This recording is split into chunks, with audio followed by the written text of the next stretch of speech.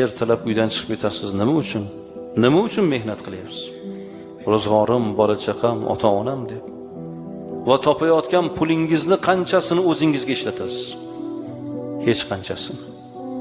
Butun borlig'ingiz o'zingiz kiymasangiz ham o'g'lim, qizim yaxshi kiysin, birovdan kam bo'lmasin, tengqurlardan kam bo'lmasin deb ota usti yupun bo'lsa ham bolasini yaxshi kiyintirib qo'yadi.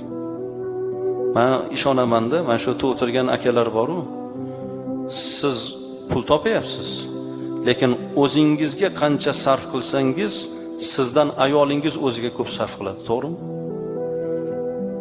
Sizdan ko'proq kiyimga pul sarf qiladi. O'zi uchun erkak kishidan ayol kishi ko'proq pul sarf qiladi. Lekin shu pulni siz topayapsiz.